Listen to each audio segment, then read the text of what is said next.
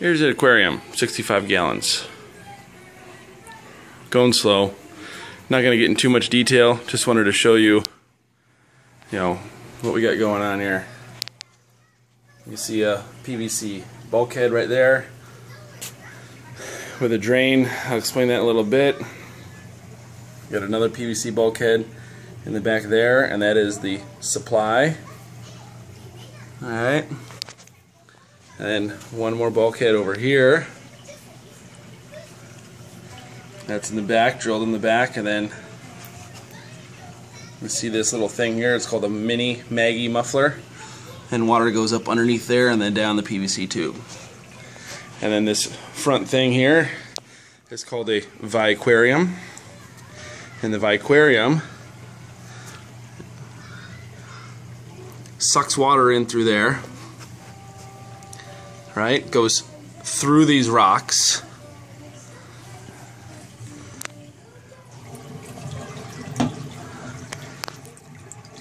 into the base unit right there. Show the back side. Right there you see the min water level, max water level right there. Inside of there there's a pump.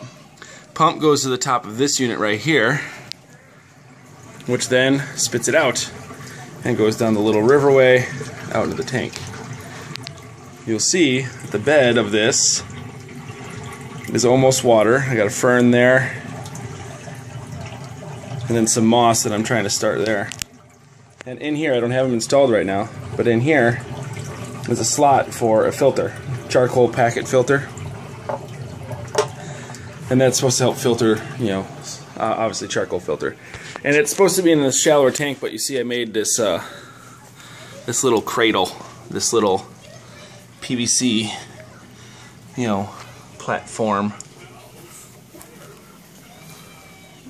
Right, very simply just gets it off the floor, gets off the deck, and provides a lot more water for Sheldon to swim in. Otherwise the water level would be, this 5 inches roughly in here, and I didn't like that, so I'll put that on there. Janelle doesn't like it, but hey, whatever. Substrate, see I got 2 to 3 inches of C-Chem's fluorite, and then it's just some large river type rocks. Both these rocks and these rocks came from Home Depot. I had to sort them by size. You'll see these are a little bit smaller. These are the bigger rocks. So, anyways, what this thing is doing right here is it's the exact same setup as that mini Maggie over there, but I put a PVC pipe over it, forcing the water to come up from the bottom. It goes in the bottom, fills up, and then finally hits that mini Mag muffler right there. So I have one over there that's kind of taking from the surface, and this one over here that's taking from the bottom, just to make sure I'm sucking water from all things. So, and then further, here's the cabinet, right? It's gonna be hard to see this. I got some foam padding on the inside there to eat up some sound, and then there's our 20-gallon tank right there with a, you'll notice this as a just a container, like one of those narrow drawers. I burnt some holes with my soldering iron right there at the bottom, and in each of the sides here. And specifically the drains come into the top here. They drain down through some very thick filter floss there, and through some pot scrubbers, plastic pot scrubbers. You get about, get like 6 of them at the dollar store for like $1. Anyways, that's going to create the wet dry situation. You'll see how it's dripping, and you see how it's not submerged, it's just wet. There's where the water level is. So these are actually filled with air and water at the same time, creating the right bacteria level to filter everything. And then down here is the pump, right? And then the pump to keep vibrations down. I put some sponges underneath it so it's not touching anything, so when it vibrates, it's really not vibrating anything except those sponges. So, and then like I said, I got it all coated inside here with what actually is just a twin mattress foam you get at Walmart. And then back here, I have a little wood cabinet, right? It's 3-side wood cabinet that literally just houses here we go underneath, it's gonna get kind of tight. It houses the pipes as they go up and down the bulkheads. And it actually hides a lot of the noise that comes from water running through there. And you see I made it so it's kind of tight up against there and just rests on there. And then that's just to make sure that noise pollution doesn't get into the living room area. Yeah.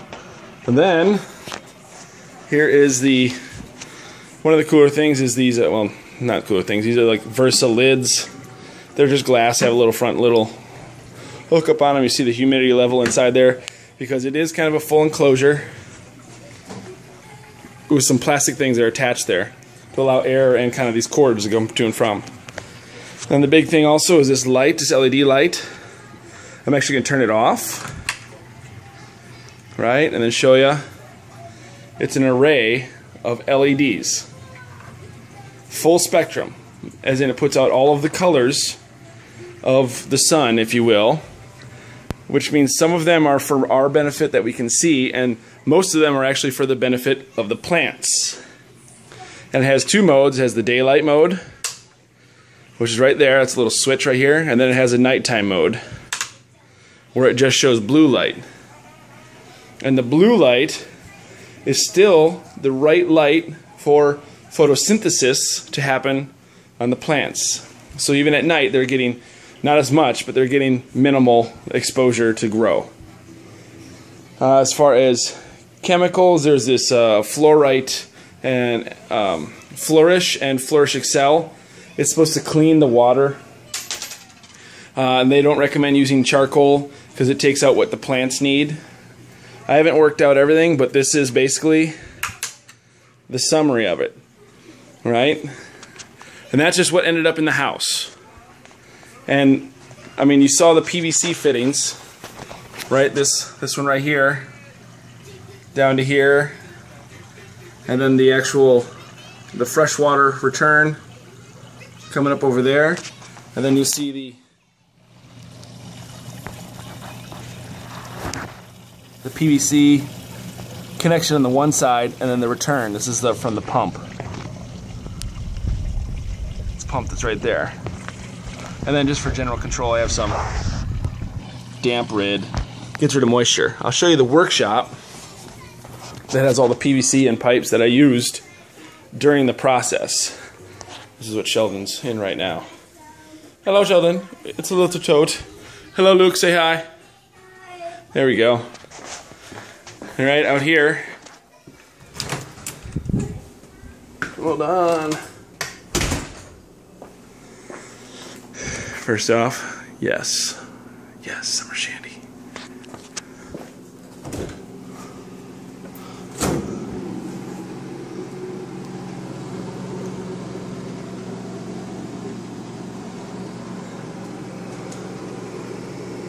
Oh yeah, temperature inside, 32 degrees. Which is actually typically at 33 degrees. It's only like that because of the high humidity. It's not actually freezing inside there. But anyways, I'm sorry, here we go. Here is the temporary setup was actually right here in the garage, where I had the aquarium filled and not filled, and then these are all the different pipes and PVC fittings that I went through to get the best job. The first thing was actually one of these bad boys. That's not it.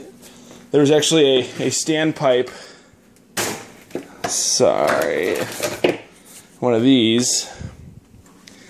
Hold on. There we go. It went in here. This is called a PVC overflow. It works on a siphon. So right here goes inside the tank.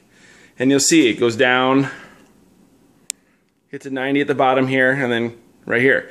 This is a Durso standpipe. It's very similar to those mini mags, and that it's covered up. You got air hole right here, But then actually if you go underneath, it's actually, can't say it. It's got holes up in there. So the water fills up, and then goes in, and then down. But how does it get up this pipe? This pipe is going to have air trapped in it, so water's not going to want to go over this. But that's why this little thing is right here. This is a check valve. This check valve allows air to come out, not air to go in.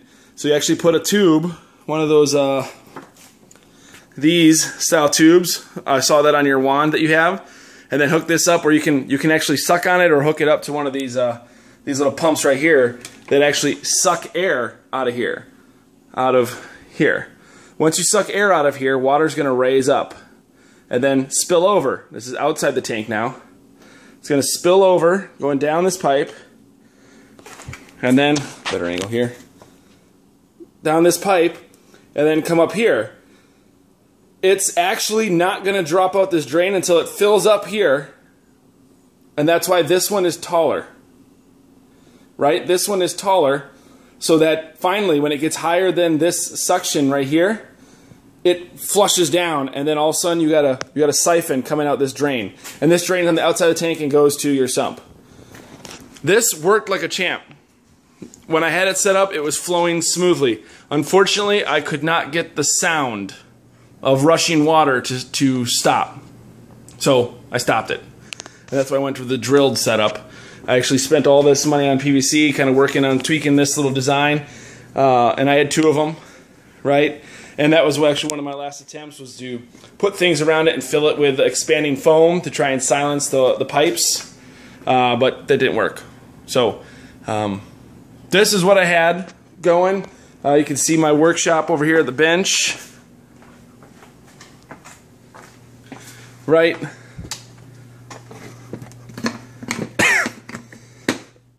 All of the PVC fittings that I ended up going through to get the design right. So, right, but that's it.